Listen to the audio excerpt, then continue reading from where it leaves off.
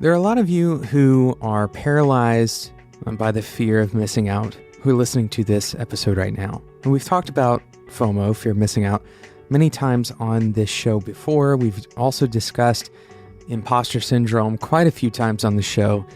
And these topics are relevant for today's episode. And this week, we're talking about action on Developer T. The whole week is going to be devoted to this idea of action. And let's talk about what action really means for the sake of this show. Action is quite simply taking steps today, whether that is writing code, maybe it's sending emails, whatever that work is that you're actually doing. Maybe you're learning, but you're actually actively engaging in some kind of learning. It is some kind of movement. That's what we're talking about on today's show and throughout the rest of the week as well. And I'm really excited about this discussion because action is kind of this core principle of work, right? What is work if it's not made up of a series of actions? And unfortunately, what happens when we fall prey to things like FOMO or impostor syndrome is we seem to take the route of inaction. We decide not to do something for one reason or another. We'll be discussing why this is so detrimental, why this can ruin your career very quickly. My name is Jonathan Cottrell. You're listening to Developer T. My goal on this show is to help developers like you, driven developers like you, connect to your career purpose. And the reason we do this, the reason you need to connect to your career purpose is so that you can turn around and do better work and have a positive influence on the people around you. That's the whole goal of this show. And I hope that the people who listen to this show, that you feel that you know that that's a reality here on this side of the mic. You know, I'm not just creating a radio show where I talk about development because I like code.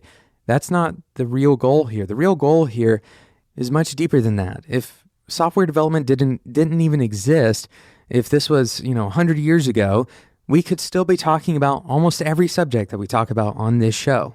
There's some things that have changed. Obviously, of course, we're talking about practices as one of the pillars this year, practices of software development. In fact, last week we talked about times when more code is better, right? When refactoring may end up with more added code than removed code. So, we are talking about subjects that are specific to software developers on the show. But for things like this week, these topics, they go far beyond your career as a developer. And really, they touch on what it means to be human, what it means to live with a healthy mind, and to progress through life effectively. So this is highly relevant to developers, but it's also highly relevant to anyone else who is interested in this kind of stuff. So I want to dive in and talk about action. I want to talk about, specifically today, we're going to talk about why action is non-linear, but I want to lay out this framework for you. Why is action so important first? Action is kind of the fundamental raw component that you need in your career. Action is what work is, right? A well-intentioned action, that is work. Now, actions can also be play. Actions can be, non-categorized. They can be kind of aimless, right? We can have mindless actions, but actions are the raw material that is necessary for you to do work. And therefore, actions are also the raw material for you to grow your career, for you to expound and act on your purpose. That specific word, there's not really another good substitute word here. We're talking about acting out. We're talking about acting out what you believe in, acting out the work that needs to be done for something to be accomplished. That action that you take is building block number one for your career. Now, this sounds elementary, and it may even sound kind of like a given. Of course, you have to work in order to work, right? Of course, you have to do something with your time.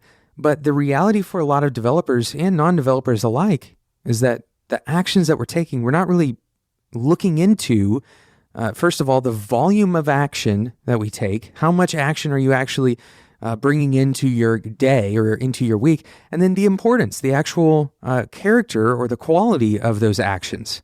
If you have a job as a developer and you're spending a significant portion of your time checking email, then maybe it's time to take stock of the quality of your actions on a day-to-day basis. So that's what we're talking about this week, and that's the reason we're talking about it this week. Action also makes up kind of the foundation for experience. Experience is the history of having acted, right? Experience is having a memory of multiple actions that you've taken in the past and what happened as a result of those actions.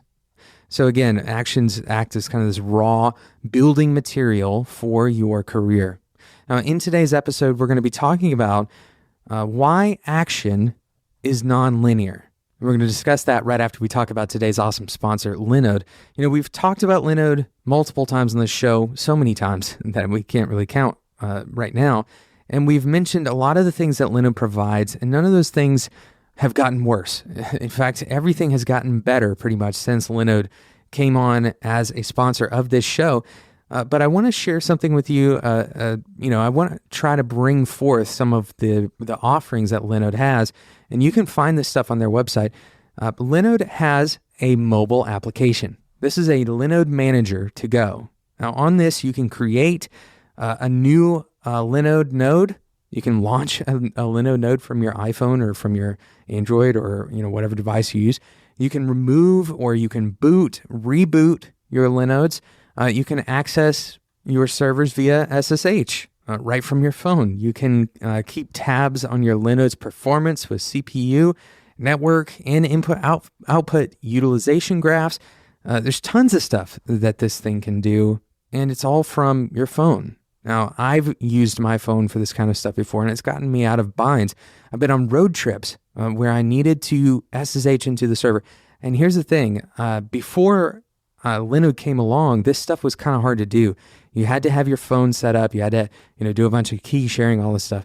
Linode has created this mobile app for you to use, and it's free. You go and download this, and as a Linode customer, you just happen to get this tool as well. And it's the Linode Mobile Manager, Linode to go. It's a really cool thing. They provide so many other services. We can't even begin to list them all in a single episode, but I wanted to kind of spotlight that one for today's episode. We're going to continue spotlighting some of the specific things that Linode does to help developers like you stay productive.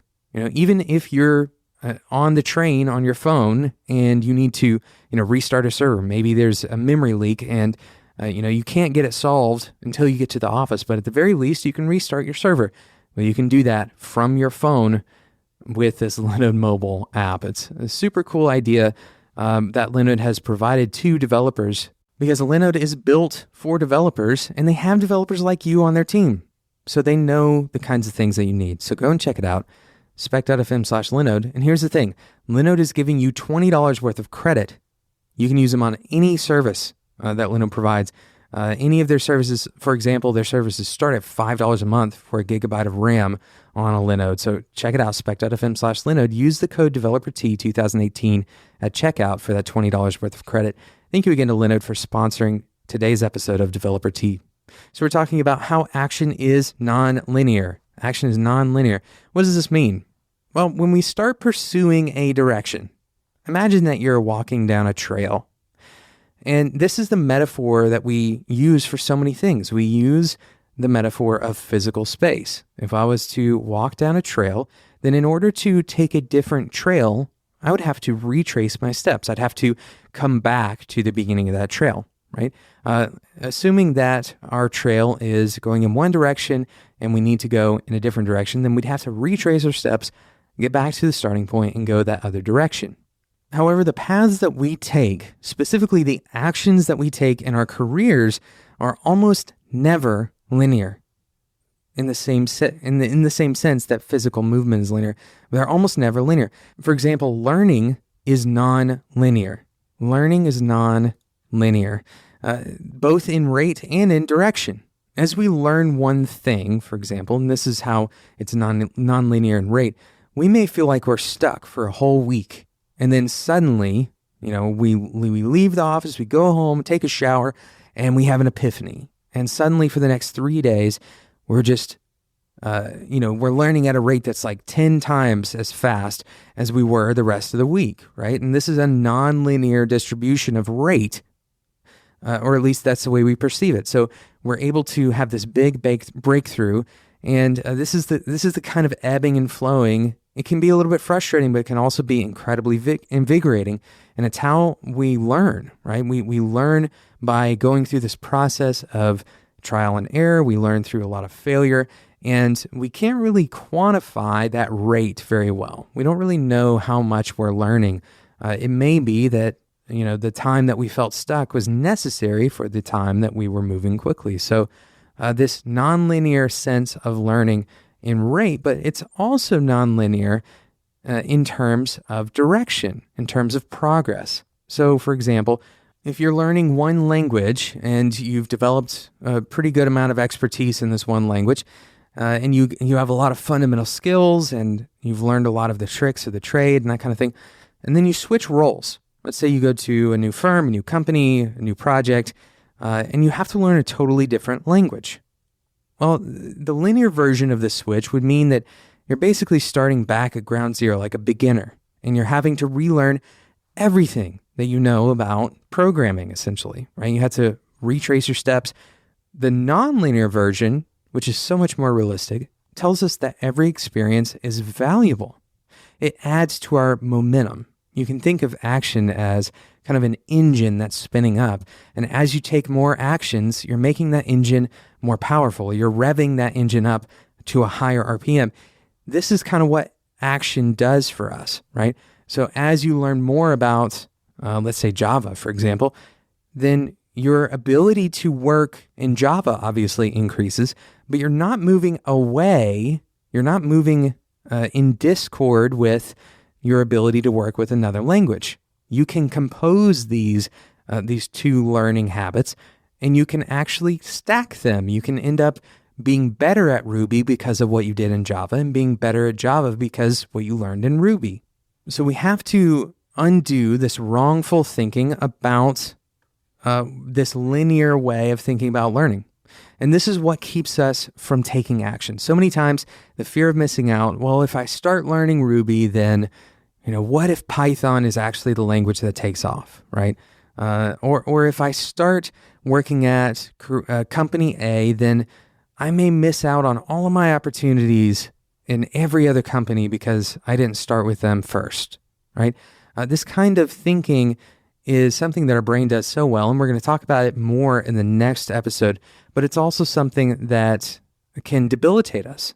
It makes us think that by taking a step in one direction, that every time we want to change directions, every time we want to jump to a new path, that we're going to have to, go back to ground zero, go back to the beginning, go back to the very start and take all of our steps over again. And practically speaking, this is just not true. Action is non-linear. Thank you so much for listening to today's episode of Developer Tea. Thank you again to Linode for sponsoring today's episode. Remember, Linode has so many tools, including the one that we mentioned today, the mobile app, where you can manage all of your Linodes. Go and check it out. They're going to give you $20 worth of credit just for being a Developer Tea listener. Head to spec.fm/Linode. Use the code DeveloperT2018 today. Thank you again for listening to today's episode. If you have enjoyed today's episode, or if you've enjoyed the last week of episodes, I encourage you, take a second, listen to one or two more. And if you're really challenged by this content, that's the kind of people that can benefit the most from listening to the show. And that's the kind of people that I want to click subscribe today, because I think this show really can connect with you and help you become a better developer. I truly believe that. Otherwise, I wouldn't do it anymore. Thank you so much for listening. Until next time, enjoy your tea.